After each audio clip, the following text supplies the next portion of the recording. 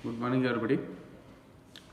Today we shall discuss the first lesson for first year, first semester BA and BCA students. That is, Of Studies, written by Francis Bacon. As you should know that Francis Bacon was a father of English essays, and he is highly regarded as one of the popular essayists in English literature.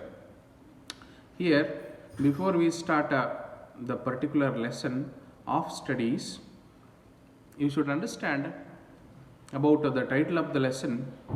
What do you mean by of studies? Here, Francis Bacon, in title itself, suggested that of studies is all about the studies, how people will study, for what purpose people will study, for what reason they will study, whether to accumulate knowledge, whether to show it off, or else to gain that particular literary concise, and or else to get that particular what you call that qualification.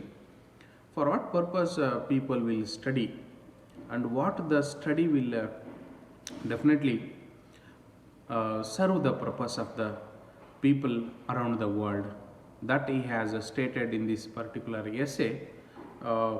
He has written many more essays like of studies, of marriage, of bachelor life, etc. He has written, and here for your first lesson you can see the lesson is about of studies.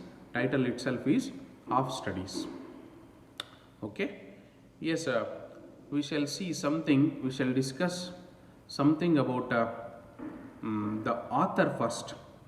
The author of studies was by Francis Bacon. We shall see life and history of Francis Bacon before we start the lesson. Okay, yes, Francis Bacon from 1561 to 1626, a lawyer, statesman and philosopher, served as Attorney General and Lord Chancellor of England then.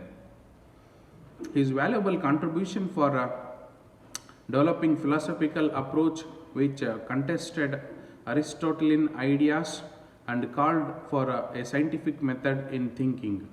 He thus laid the foundation of modern scientific inquiry, and afterwards emphasized a revaluation and a restructuring of traditional learning. Okay, you should understand that Francis Bacon was a lawyer, was a statesman, was a philosopher, and he is Attorney General later, and he became Chancellor, Lord Chancellor of England in those times. And he developed philosophical approach taking the Aristotle's Aristotelian ideas. Okay, yes, sir. Next to that, you see, he hated the traditional method of learning. Okay, he hated the traditional learning method, and he wanted to bring into effect that about the scientific learning and its achievements and its innovations into the learning. Okay, yes, ಕಲಿಕೆಯಲ್ಲಿ ಅವರು scientific ಮೆಥಡ್ಸನ್ನು ಅಳವಡಿಸಲಿಕ್ಕೆ try ಮಾಡಿದರು. ಏನು ಹಳೆ ಕಾಲದ traditional method of learning ಏನಿತ್ತಲ್ಲ, ಅದನ್ನೆಲ್ಲವನ್ನು ಕೂಡ ಅವರು eradicate ಮಾಡಿ ಕಂಪ್ಲೀಟಾಗಿ ಒಂದು ಸೈನ್ಸ್ ಬೇಸ್ಡ್ ಲರ್ನಿಂಗನ್ನು ಇಂಪ್ಲಿಮೆಂಟ್ ಮಾಡಲಿಕ್ಕೆ ಪ್ರಯತ್ನ ಪಟ್ಟರು through out is life time.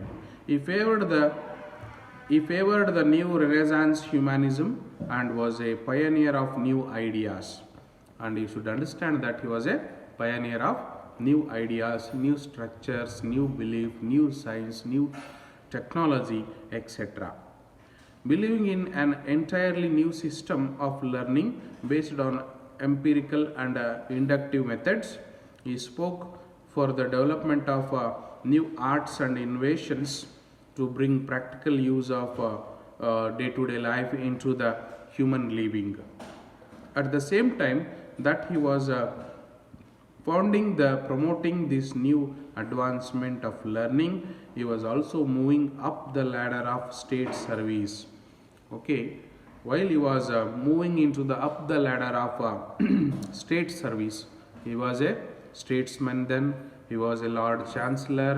He wanted to bring up many changes in the system of education, in the system of learning as well, and he wanted to develop new arts and inventions into the practical use of day-to-day life. Okay, ನಾವು ಓದ್ತೀವಿ ದಿನನಿತ್ಯ, ನಾವು ಕಾಲೇಜ್ಗೆ ಹೋಗ್ತೀವಿ, ಸ್ಕೂಲ್ಗೆ ಹೋಗ್ತೀವಿ, exam ಬರಿತೀವಿ, class attend ಆಗ್ತೀವಿ, ಪಾಸ್ ಆಗ್ತೀವಿ, ಫೇಲ್ ಆಗ್ತೀವಿ.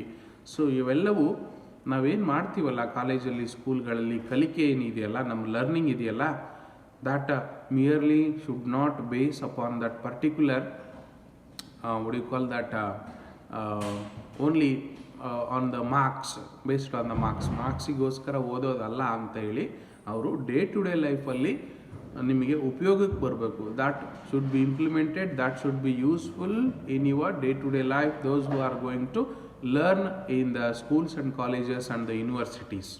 ಓಕೆ, ಶಾಲೆ, ಕಾಲೇಜು ಮತ್ತು ಯೂನಿವರ್ಸಿಟಿಗಳಲ್ಲಿ ಓದುವಂಥ ಮಕ್ಕಳು, ಓದುವಂಥ ಯುವಕರು, ಯುವತಿಯರಿಗೆ ಅವರು ದಿನನಿತ್ಯದ ಜೀವನದಲ್ಲಿ ಅದು ಓದು ಉಪಯೋಗ ಆಗಬೇಕು. ಹಂಗಾದರೆ ಮಾತ್ರ ಆ ಓದು ಸಾರ್ಥಕತೆ ಇರುತ್ತೆ. ಲರ್ನಿಂಗ್, ಕಲಿಕೆ ಅಂತ ಕರಿತೀವಿ ನಾವು. ಓಕೆ, ಆ ಕಲಿಕೆ ನಿಮ್ಮ ಜೀವನದಲ್ಲಿ ಉಪಯೋಗ ಆದರೆ ಮಾತ್ರ, ಅದು ನಿಮ್ಮ ಜೀವನದಲ್ಲಿ ಅಳವಡಿಸ್ಕೊಂಡ್ರೆ ಮಾತ್ರ ಅದಕ್ಕೆ ಒಂದು ಕಲಿಯೋದ್ರಿಂದ, ಓದೋದ್ರಿಂದ ಒಂದು ಅರ್ಥ ಇರುತ್ತೆ ಅಂತ ಇಲ್ಲಿ ಫ್ರಾನ್ಸಿಸ್ ಬೇಕನ್ ತನ್ನ ಎಸ್ಸೆಯಲ್ಲಿ ಹೇಳ್ತಾನೆ. And again he tries hard to implement the same things in his education system when he was a Lord Chancellor of England then. Okay, he was also moving up the ladder of state service then.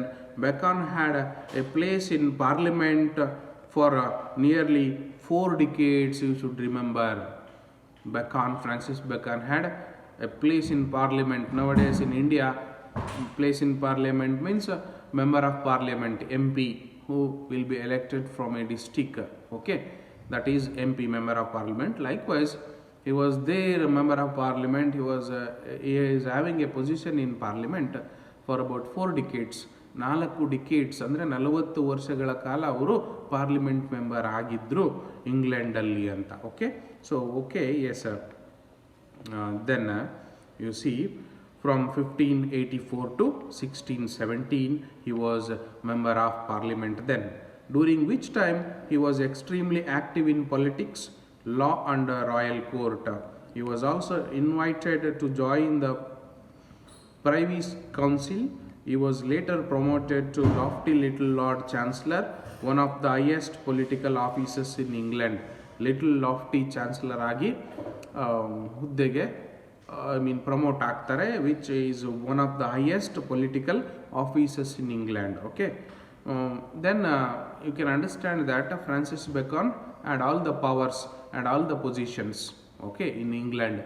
That might be political power, that might be executive powers, etc. he is having. So with that particular powers, with those powers, he just wanted to implement new education policies in England, so that those education policies should help the learners, help